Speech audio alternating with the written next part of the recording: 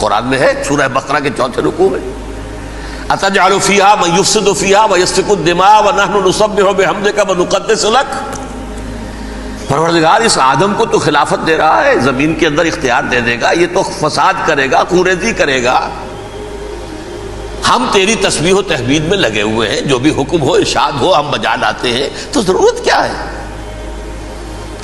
اس کا جواب اللہ نے دیا، انی اعلم ما لا تعلمون، میری مشیت، میری حکمت وہ میں ہی جانتا ہوں، ضروری نہیں کہ تم اس کو شیئر کر سکو۔ لیکن یہ جنات میں سے ایک جن تھا عزازیل۔ اب دیکھیے کہ جنات کو ایک قرب حاصل ہے ملائکہ کے ساتھ، کیوں؟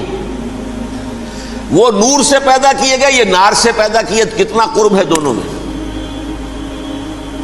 انسان پیدا کیا گیا مٹی سے، مٹی انرٹ ہے، آگ بھڑکتی ہے، اوپر اٹھتی ہے، شعلہ زن ہوتی ہے، انرجی ہے اس میں۔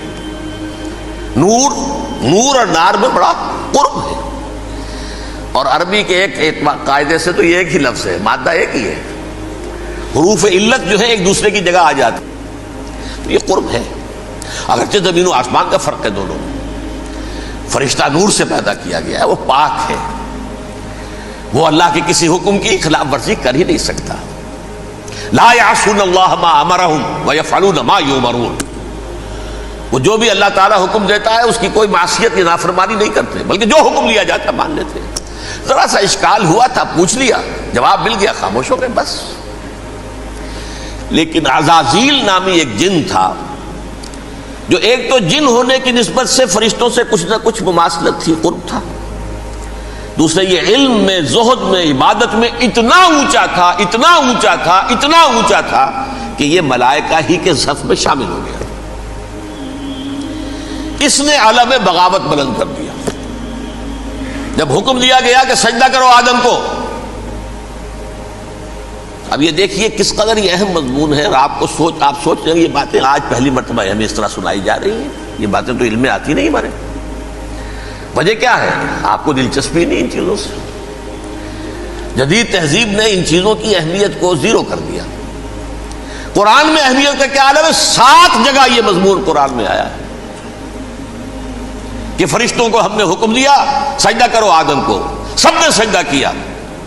فسجد الملائکۃ کلھم اجمعون، سارے کے سارے، کل کے کل، سب نے مل کر سجدہ کیا آدم کو، اللہ کے حکم کی فوراً تعمیل کر دی، الا ابلیس ابا واستکبر وکان من الکافرین، ابلیس نے نہیں کیا، انکار کیا، استکبار کیا، گھمنڈ کیا۔ اور اس کو سورہ کہف میں بیان کر دیا گیا، یہ اس لیے کہ وہ اصل میں جنات میں سے تھا، اگرچہ شامل تو تھا فرشتوں میں اس وقت، کانا من الجن ففسق عن امر ربہ، وہ اصل میں جنات میں سے تھا، اس وجہ سے وہ اپنے رب کے اس فیصلے کے خلاف کھڑا ہو گیا، سرکشی تھی اس میں۔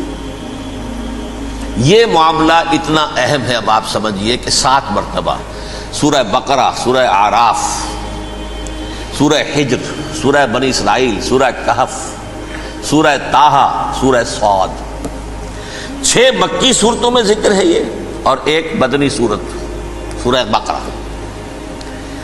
ان میں سے اکثر مقامات پر پھر جب اللہ نے کہا کہ اچھا تم نے یہ سرکشی کی ہے اور ہمارے حکم کی خلاف ورزی کی ہے تو یہاں سے نکل جاؤ، دفع ہو جاؤ، تم مردود ہو، مردود ملعون، ان علیک لعنتی الی یوم الدین، اب تجھ پر لعنت رہے گی میری قیامت کے دن۔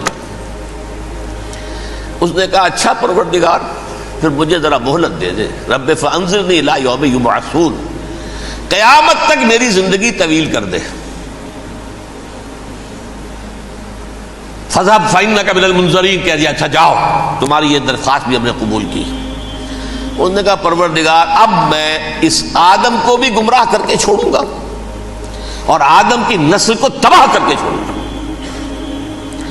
انتہائی شدید چیلنج کے انداز میں یہ قرآن مجید میں 4-5 مرتبہ مضمون آیا ہے۔ میں نے صرف 2 جگہ سے آپ کو اس وقت کوٹ کر کے سنایا تھا۔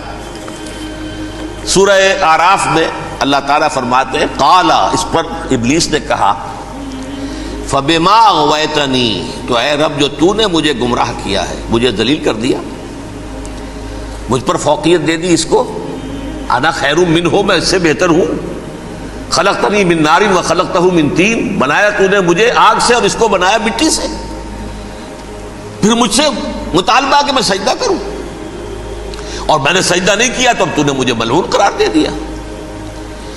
قال فبما اغویتنی لأقعدن لهم صراطک المستقیم، اب میں یہ نسل آدم کے لیے، اس کو برباد کرنے کے لیے تیری سیدھی راہ کے اوپر گھات میں بیٹھوں گا، سیدھے راستے پر چلنے نہیں دوں گا۔